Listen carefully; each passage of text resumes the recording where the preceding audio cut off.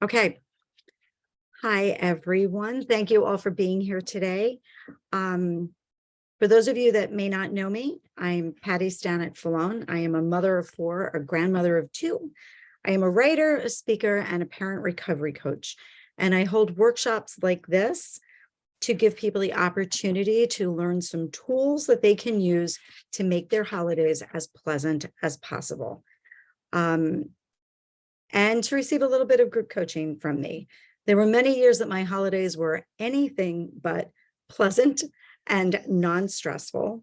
And by applying these tools to my own life and helping other people apply those tools, my holidays have become exponentially better, not just for me, but for everyone else around me. So I hope that if you put these into place, you can take some complicated situations that can be potentially triggering and really have tools to mitigate and to, increase your experience on the holidays and to really find joy in them. So I am going to be recording the beginning of this while I'm speaking, and I'm going to share my screen now, and I have a little presentation prepared.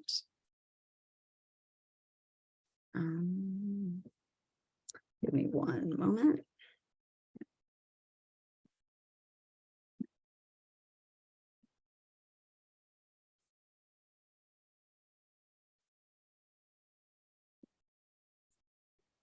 And I share my screen.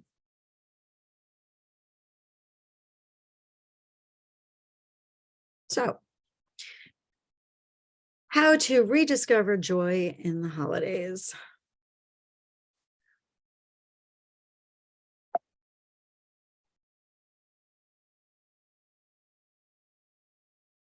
The best way to really kind of secure yourself going into the holidays is to have a holiday game plan. Okay. So plans are nothing. Planning is everything. You know, my daughter just had two babies and they said, make a birth plan and then tear it up and throw it out. Right.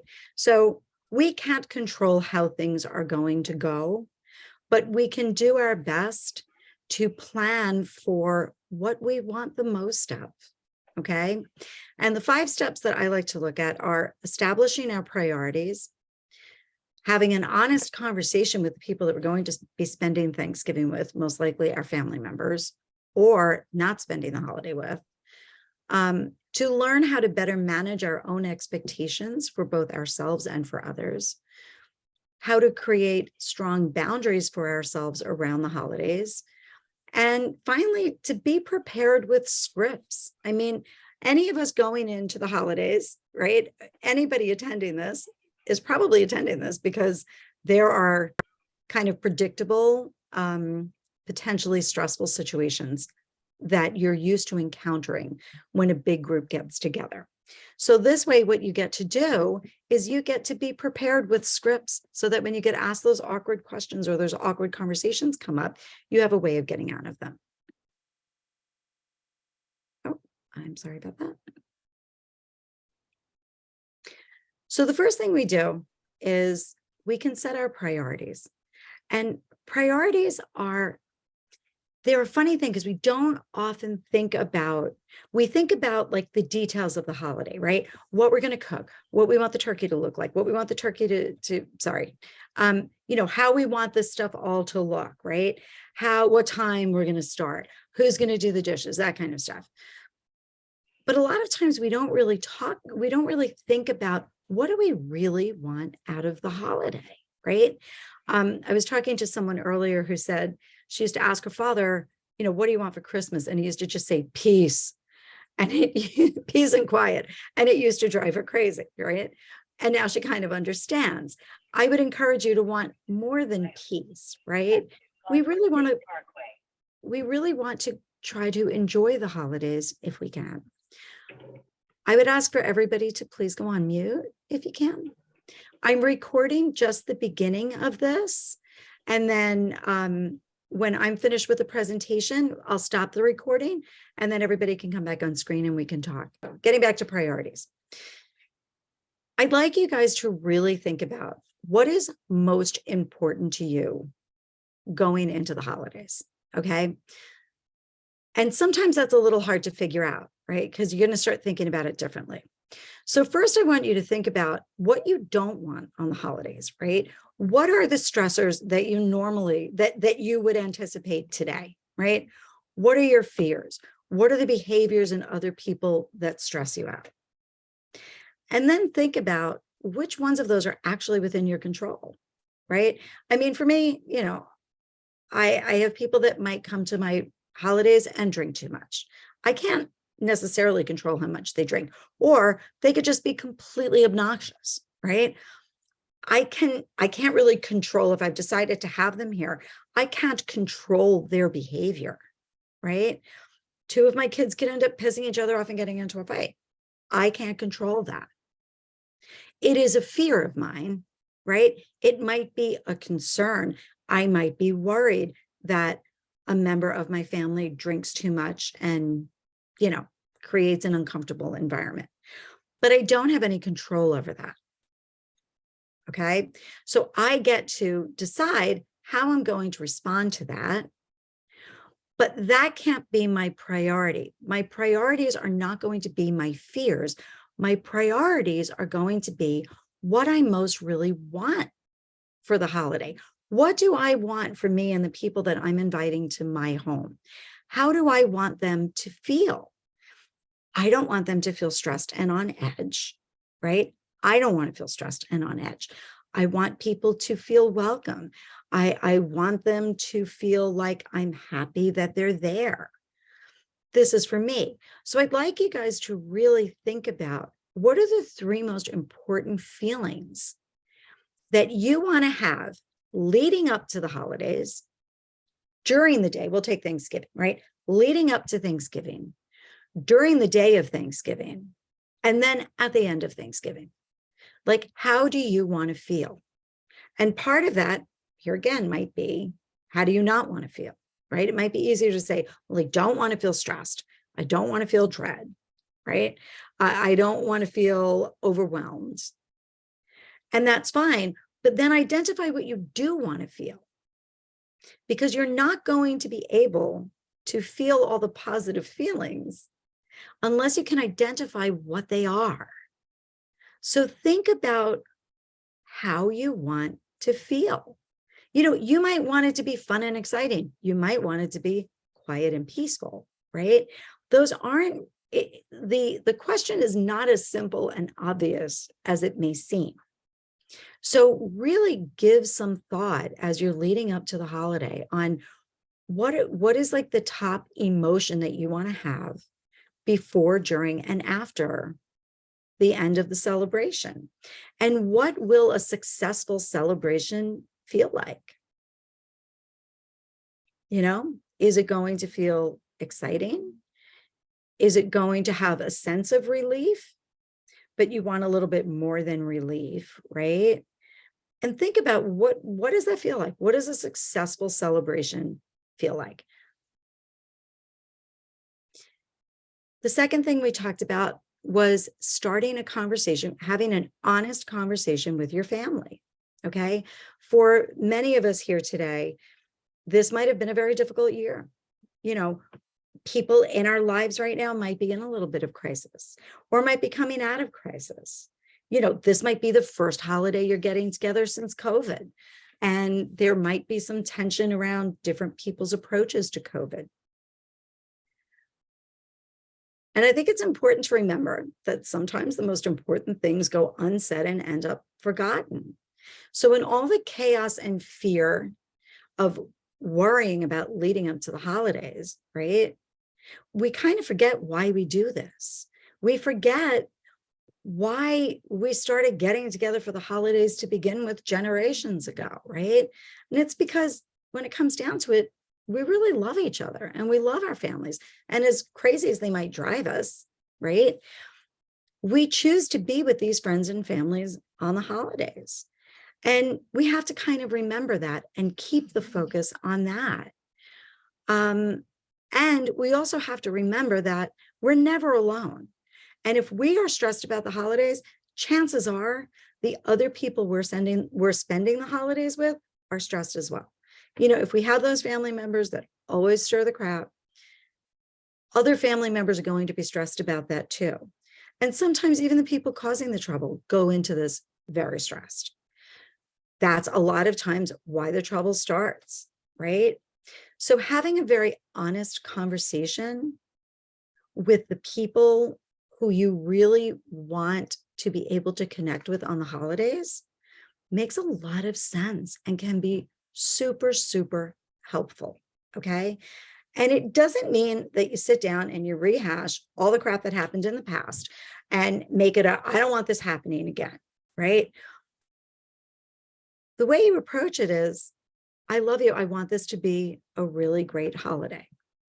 I'd like you to think about what you want on this holiday. Like, what do you want to experience on this holiday? What are you hoping for? Right.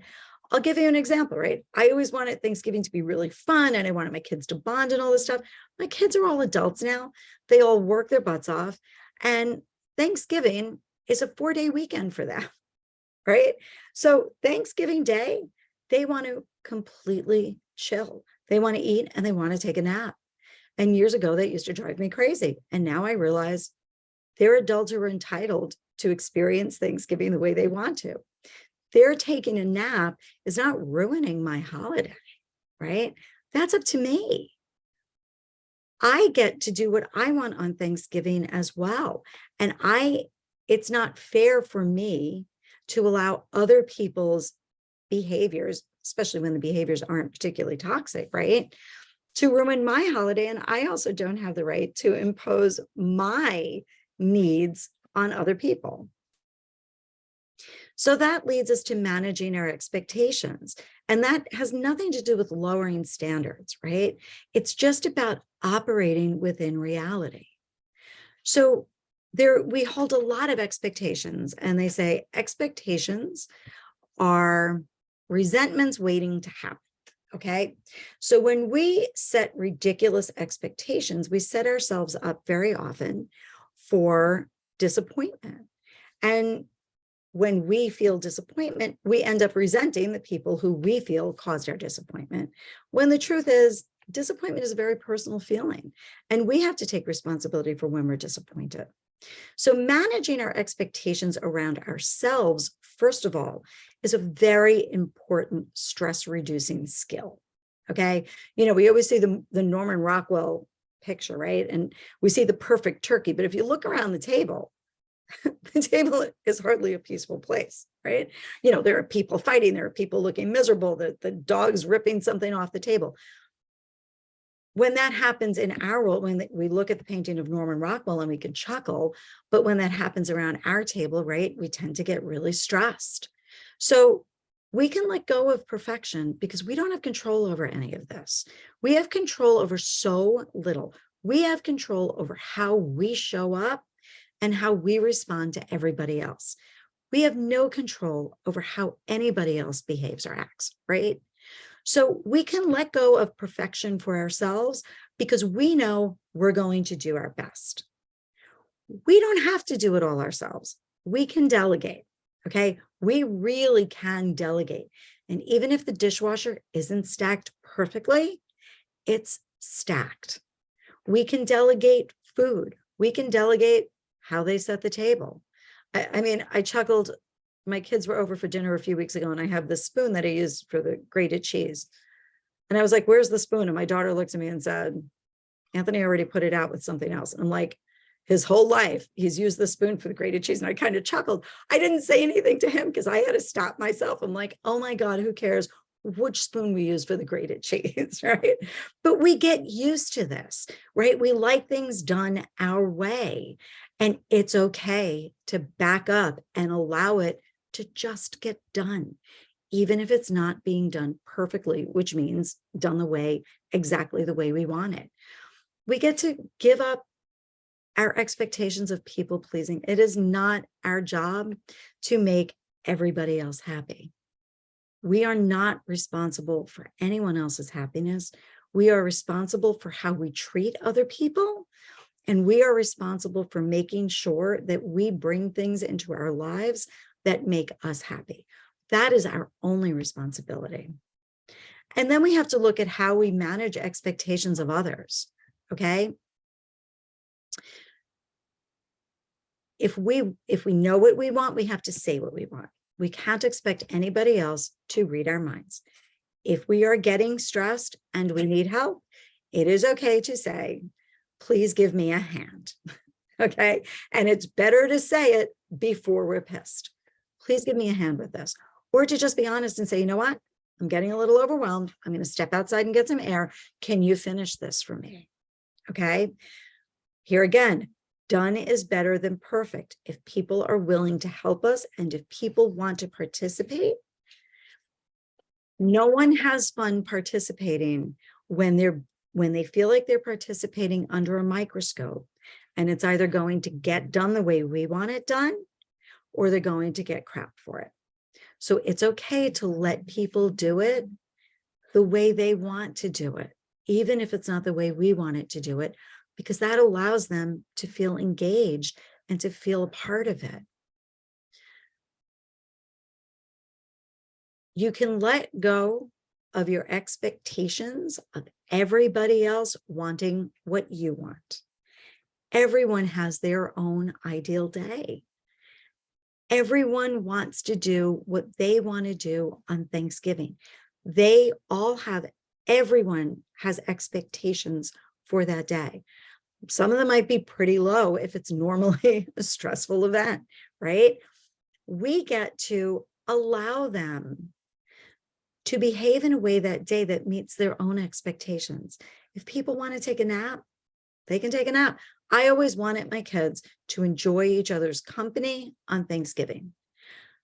After dinner, when they all pile on the couch and take a nap, they're doing exactly what I hoped for. They're enjoying each other's company, right? They're not playing Scrabble like might want, although the truth is, if they played Scrabble, they would want to kill each other. So that's never going to be part of my ideal Thanksgiving, even though it was something that it was an expectation that I had when I had kids. Oh, we'd sit and play board games on Thanksgiving. That will never happen in my house, right? But that's okay because they are enjoying it on their terms. And which brings us to the last point of managing expectations of others. It is not our job to micromanage the relationships of the people in our lives, okay? We have to manage our expectations around wanting people to relate to each other the way we want them to relate to each other. Other people's relationships are none of our business. We can set boundaries and say, no arguing at the dinner table, right? But if so-and-so isn't talking to so-and-so, that's not our business. If somebody snapped at somebody else, let them handle it. That is not our job to interfere with how other people are interacting.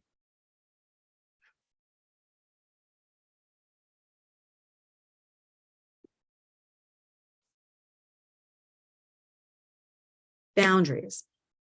Boundaries are what we absolutely need to guarantee a pleasant experience for ourselves. Boundaries are not about control. They are about empowerment, okay? Boundaries are not set to control the behavior of anyone else. Boundaries are set so that we remain in charge of our lives, even if we're not in control of the situation, okay? Elements of a healthy boundary, we are the subject of the boundary, okay?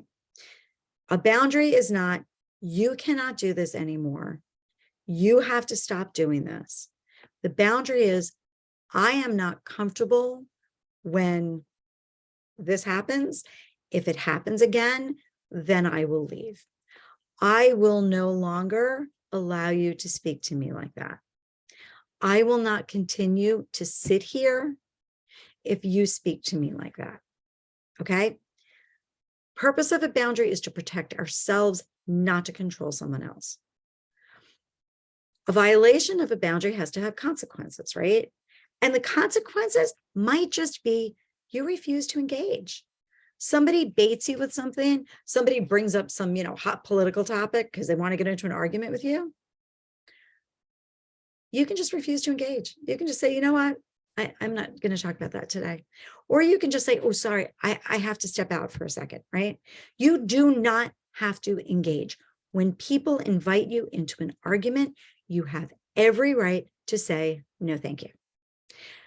And when it comes to consequences and boundaries, they don't have to be stated. Okay. Sometimes you can just remove yourself from the situation. You don't have to say, this is my boundary and you're violating it. You can just decide before you even start the day, when so-and-so does this, I am going to refuse to engage. Okay. If this conversation starts, I'm going to gently leave the room. Hi, welcome to the new people. I am recording the first part of this. And then once my presentation is done, I'll stop the recording. We can all go on camera and we'll start the Q&A session. So we're talking about boundaries right now, and you decide what you are willing to put up with on those days. Okay. And then you decide how you're going to remove yourself. You know, that annoying person who might be the very reason that you're at this workshop today, you know, you can't control them, right? It could be your sister, it could be your mother, it could be your kid, it could be your spouse, it could be anybody, but this is why we're here, right? It could be all of the above in different ways. You know, maybe it's the other person who's the crazy controlling person in the kitchen who won't let you near them or won't let you help or criticizes you when you do help, right? You can set a boundary of, I'm not going to let them bother me. Even I'm going to help them in the kitchen, and I am not going to take anything they say personally, right? That's a healthy boundary. Sometimes boundaries have to save us from ourselves as well. Sometimes they just have to protect us from ourselves. I am not going to allow that person to make me feel like crap. I know it is not about me. It is about them. Okay, that's another type of healthy boundary.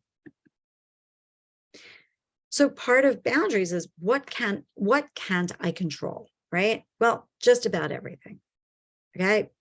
When we try to control things that are not within our control, we get stressed, angry, sad, and resentful, and the celebration sucks. So what are some things we can't control? We cannot control other people's behaviors, no matter what. We cannot control other people's reactions, right? You could say the sky is blue. You could say, you look nice. And someone could turn around and go, what does that mean? How do I normally look? I cooked dinner the other night and my daughter was taking more, and I'm like, oh my God, I'm so glad you like it. And she goes, watching what I eat, real toxic behavior, Mom. I'm like, what did I say, right? I cannot control her reaction. I can control how I respond to her reaction. But I was glad that she liked my food. It wasn't about her eating. It was about my food tasting good, right? We can't control the weather. That's an obvious one. We can't control other people's priorities. Other people might be coming to Thanksgiving dinner and they just want the food. They don't really want to hang out with anybody else. They might be coming to Thanksgiving dinner because they don't know how to say, I don't want to come this year, right? We don't know what other people's priorities are.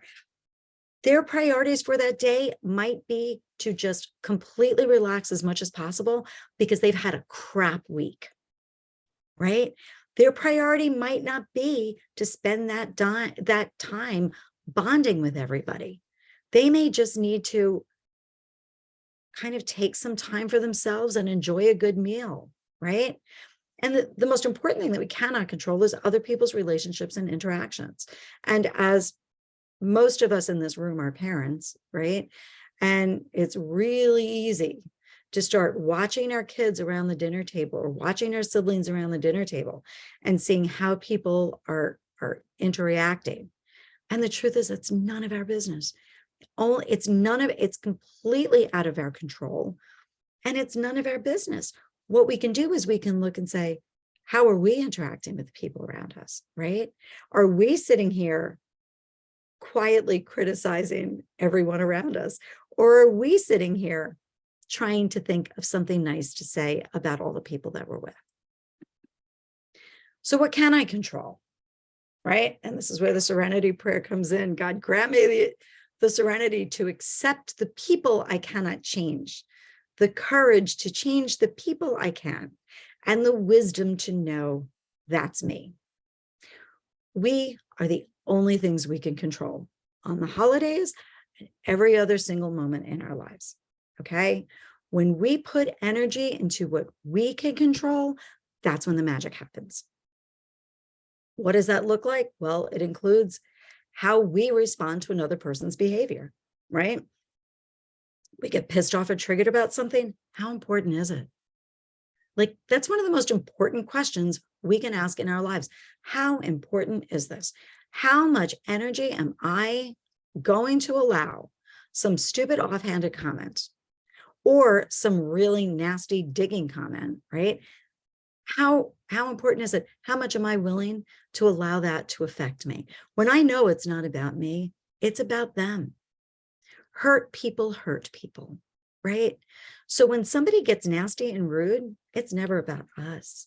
It's about them. What are they working on? Or what do they need to work on, right? What else can we control? How much attention we pay to another's reactions or behaviors. It's none of our business.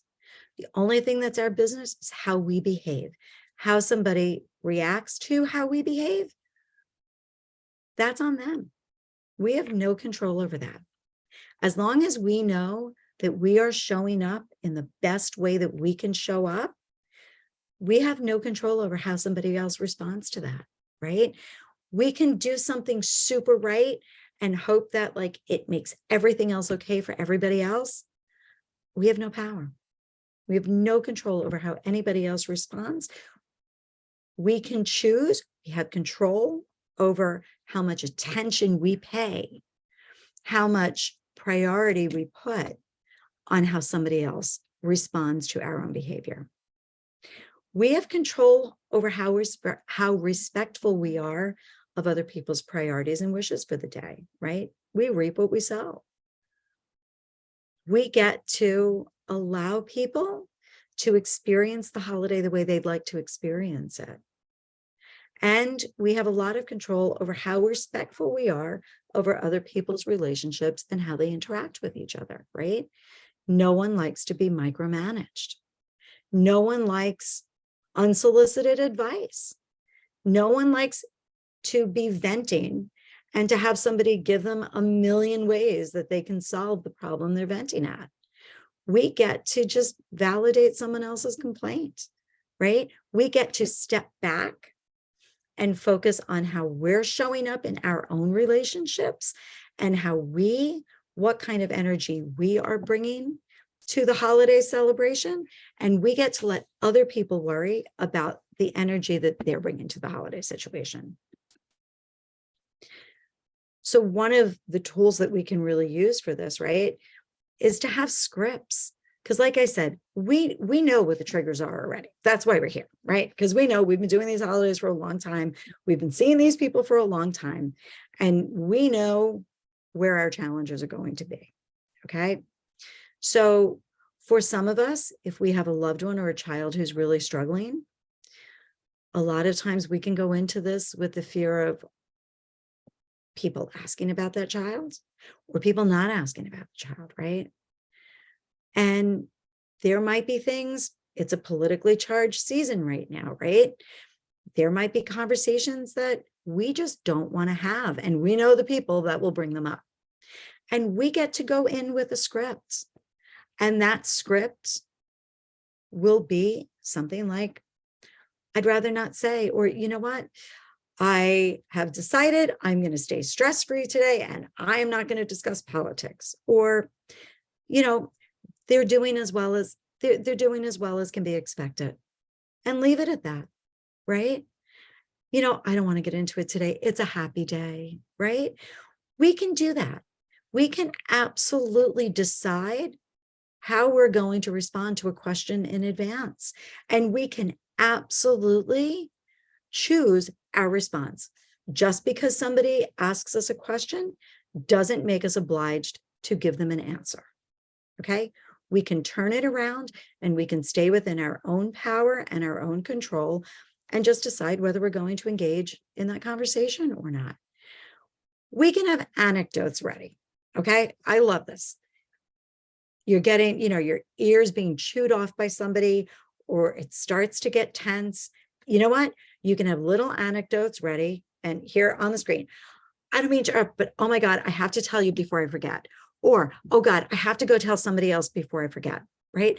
It sounds silly, but these are so useful because you're not addressing the subject at all. You are just protecting yourself and removing yourself, and you don't have to get into it. Okay. There is no reply to, I'm so sorry, I don't mean to interrupt, but I've got to run. Okay. We can do that. That is such a powerful, magical statement for us to keep in our wheelhouse of everyday interactions that we have to get out of. You can have your own affirmations and mantras ready for when you're triggered, right?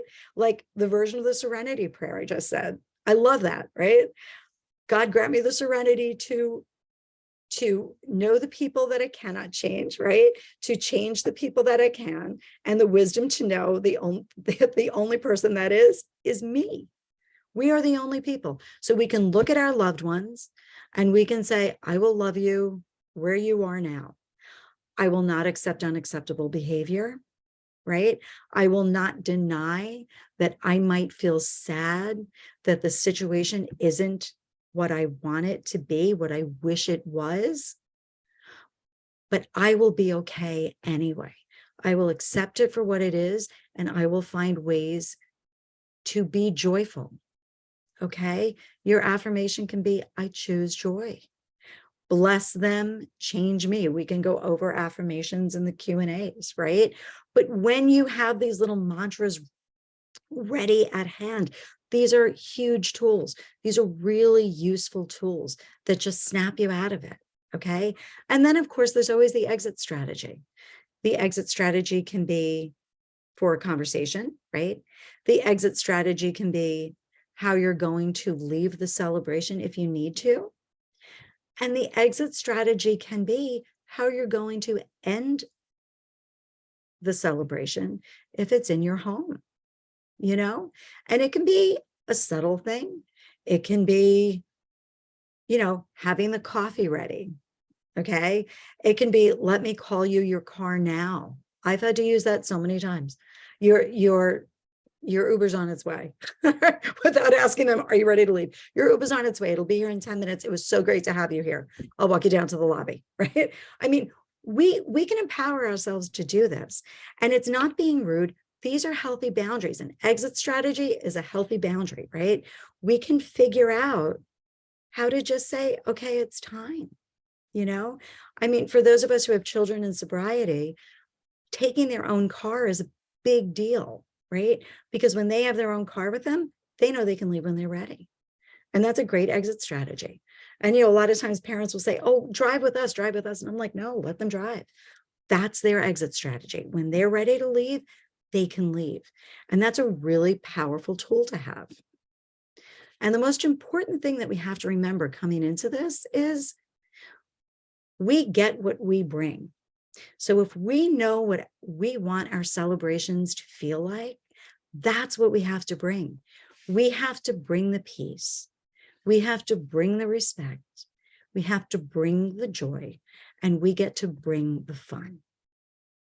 And that is how we will start establishing holiday celebrations that really feel the way we want them to feel, the way other people want them to feel.